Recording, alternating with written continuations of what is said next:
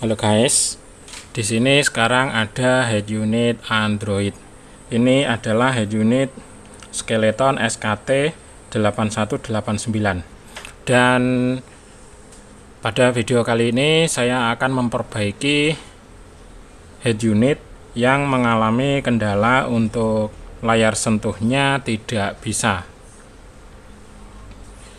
Nah, kemarin juga ada banyak keluhan dari teman-teman sesama teknisi, banyak yang mengeluhkan untuk head unit Skeleton setelah di-update firmware-nya menjadi tidak bisa digunakan untuk layar sentuhnya, sehingga harus menggunakan mouse untuk menggerakkan ataupun menggunakannya. Sama seperti head unit ini head unitnya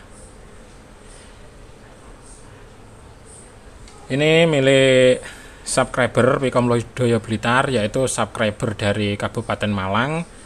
Ini keluhannya adalah layar sentuhnya tidak bisa digunakan setelah di-upgrade firmware-nya.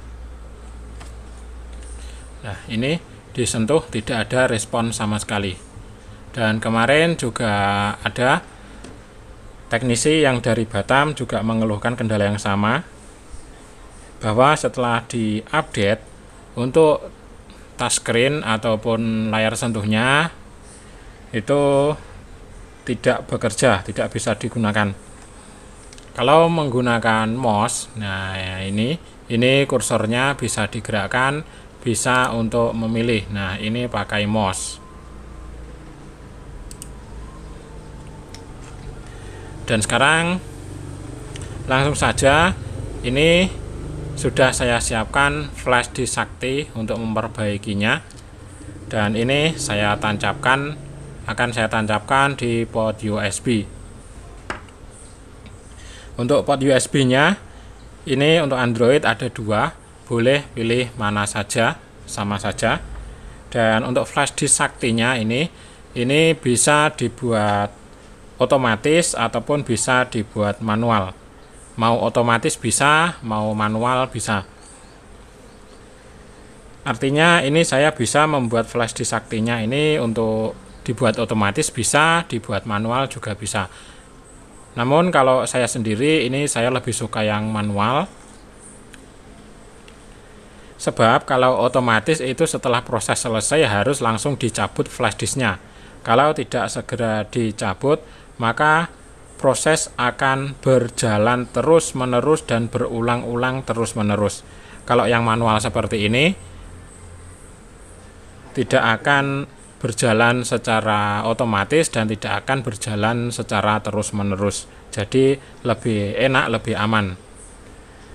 Nah, ini untuk saat ini adalah yang manual. Langsung saja ini saya tancapkan. Nah, oke. Dan untuk flash disknya ini lebih enak yang menggunakan lampu LED seperti ini. Dan apabila untuk flash disknya kedip-kedip, lampunya ini kedip-kedip, maka itu artinya proses sedang berjalan. Kalau sekarang lampunya hanya menyala, ini artinya tidak ada proses yang berjalan. Dan yang baru saja ada kedip-kedip sedikit, beberapa kali saja, itu adalah proses mendeteksi flash disknya dari head unitnya ini. Oke, langsung saja diproses. Yang pertama masuk ke aplikasi, lalu masuk ke car setting, sistem setting. Nah, catatan penting untuk semua teknisi dan semua pemilik head unit Android, terutama Android. Nah, ini sistem info, ini wajib difoto. Informasi yang ada di sini wajib difoto. Ketika head unit masih normal, ini wajib difoto masing-masing. Pemilik head unitnya wajib difoto ini, dan kardusnya juga wajib disimpan. Jadi tidak asal main eksekusi, tidak asal main hajar saja. Sekali lagi untuk sistem info ini wajib difoto sebelum melakukan update firmware ataupun melakukan setting-settingan dan yang lainnya. Yang mana tujuannya ini adalah apabila nanti terjadi kendala atau bahkan sampai head unitnya mati, maka di sini kita sudah punya informasi tentang sistemnya yang digunakan. Karena ini sangat penting sekali. Oke, lanjut menuju sistem update. Nah, ini dia sistem update. Nah, ini saya aktifkan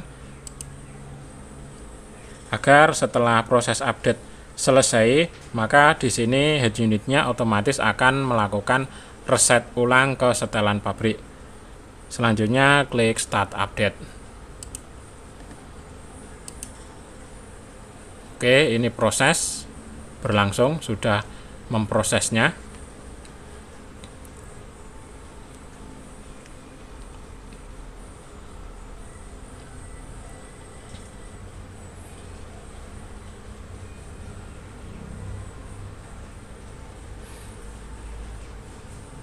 Oke, untuk head unitnya ini langsung restart.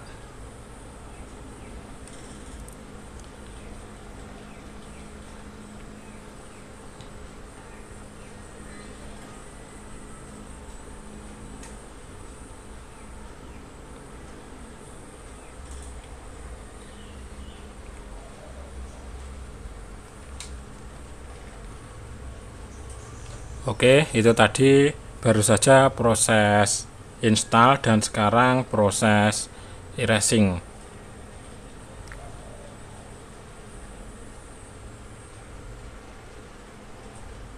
Setelah itu restart lagi.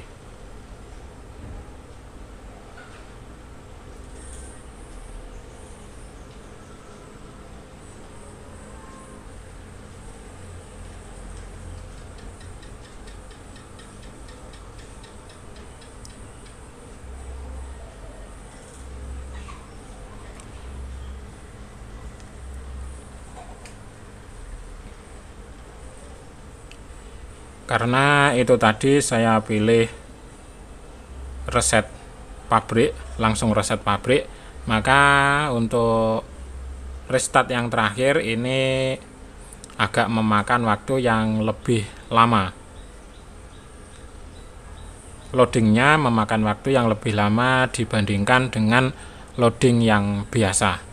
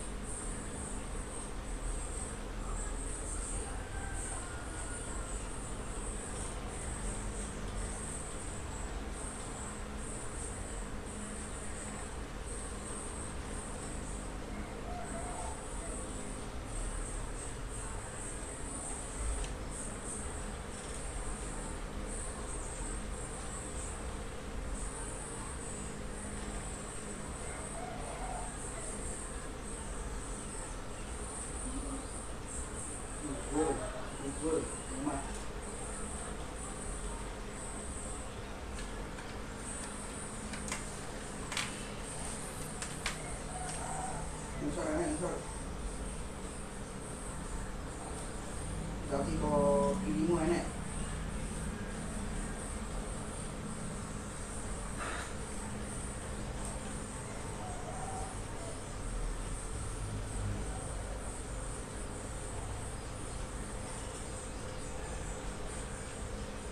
Kanan enak.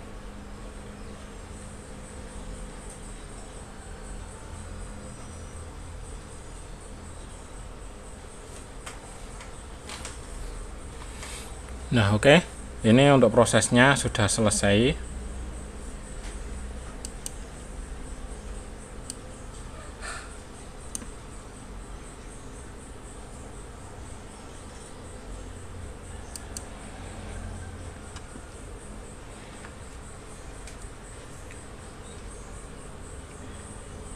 Saatnya ini akan saya tes dulu apakah sudah berhasil atau belum.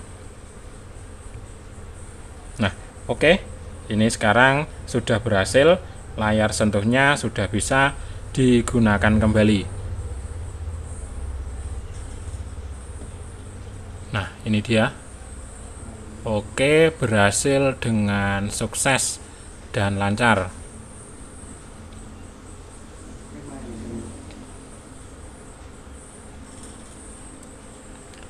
Karena tadi saya pilih reset, langsung reset ke pengaturan pabrik, maka di sini di tengah di sini muncul kembali proses install aplikasi seperti head unit baru.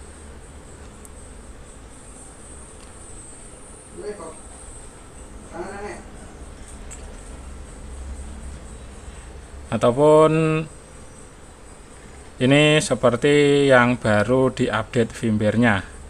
Nah, ini sudah bisa semua. Saya pencet tombol home di pinggir. Nah, sudah lancar. Volume min, volume kecilkan, dan volume plus besarkan. Oke.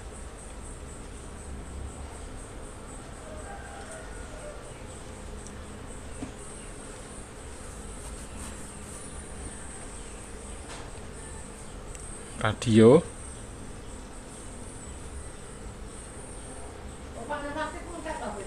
Nah, ini seperti ini. Ini untuk DSP-nya atau equalizer. Untuk proses instalasi yang ada di tengah ini tinggal ditunggu saja nanti sampai selesai sendiri, nanti sampai hilang sendiri. Karena ini nanti di sini akan ada beberapa aplikasi yang akan diinstal secara otomatis.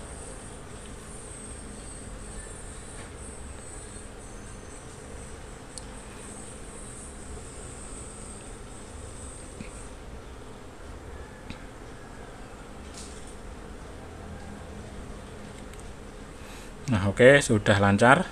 Ini akan saya tunggu sampai selesainya proses install aplikasi ini. Jadi nanti untuk teman-teman yang melakukan prosesnya ini bisa tahu seberapa lama perkiraan untuk prosesnya instalasi ini hingga selesai. Nah, misalnya tadi itu tidak dipilih untuk kembali ke setelan pabrik.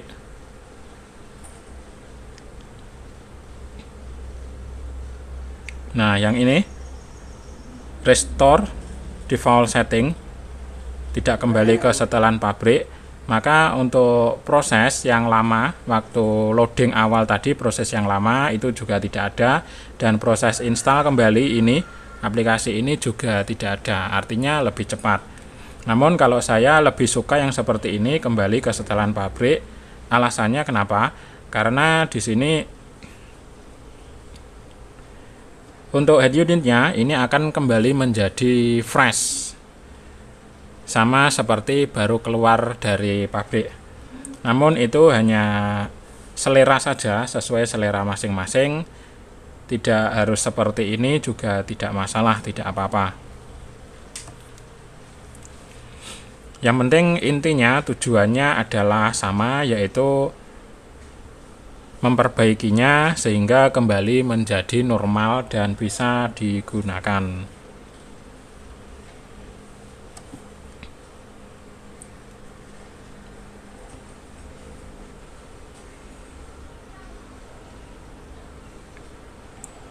Nah, ini sudah semakin banyak untuk aplikasinya.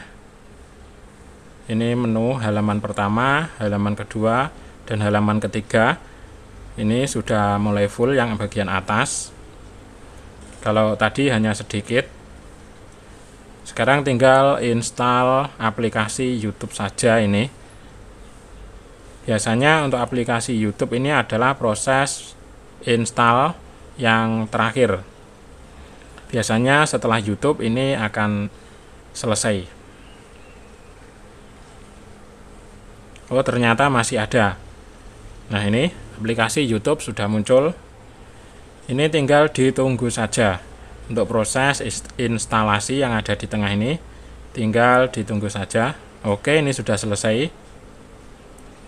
Jadi seperti ini untuk halaman menu bagian dalam. Ini halaman utama atau menu awal. Lalu selanjutnya masuk ke aplikasi. Ini menu 1 seperti ini. Lalu ini menu 2 dan menu 3 seperti ini. Oke. Jadi untuk proses perbaikan kali ini berhasil dengan lancar dan sukses. Ini tadi saya pilih secara manual, jadi flash disknya tetap menancap, flash disk saktinya tetap menancap seperti ini, tidak masalah. Kalau ini tadi flash disknya dibuat otomatis, maka setelah proses loading awal, setelah restart itu tadi, maka proses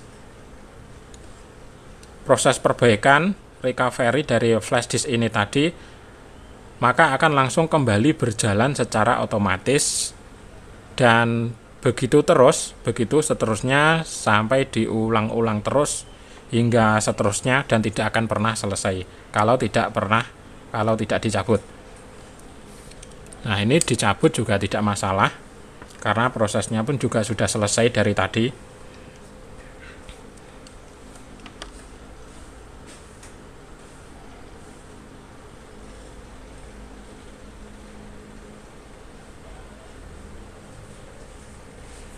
Oke, tombol power bekerja dengan baik. Kalau pencet sekali ini sama dengan mute atau membunyikan lagi suara. Kalau dipencet tahan, nah ini sama dengan matikan layar maksudnya ini. Kalau di head unit itu bukan mematikan sistem, mematikan layar.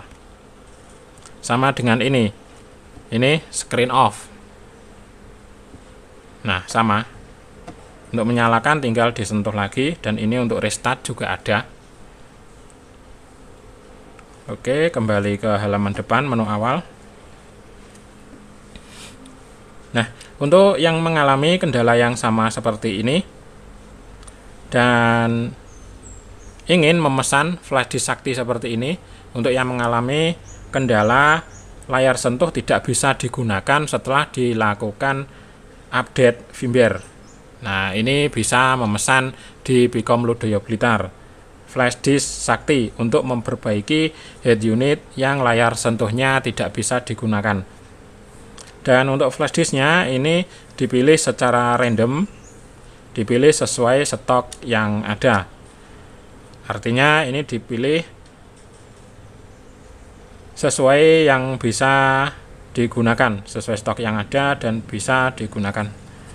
Jadi intinya seperti itu. Ini head unitnya sekarang sudah oke, sudah normal, dan sudah bisa dikirim kembali kepada pemiliknya yang ada di Kabupaten Malang, Provinsi Jawa Timur. Nah, untuk yang ingin memperbaiki head unit seperti ini, misalnya ingin dikirim ke alamat Bicom Lodaya Blitar juga bisa menghubungi kami melalui nomor WhatsApp yang ada di deskripsi video di bawah ini di YouTube. Ayo bantu dukung channel ini, channel YouTube Bicom Lodaya Blitar, dengan cara klik like, subscribe, and share, and comment.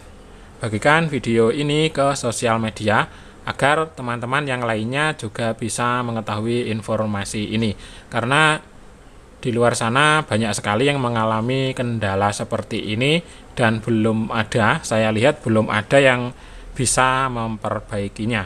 Nah, mungkin ini adalah video yang pertama kali bisa memperbaiki head unit yang mengalami kendala layar sentuhnya tidak bisa digunakan setelah melakukan update firmware. Oke, sekian. Terima kasih. Thank you.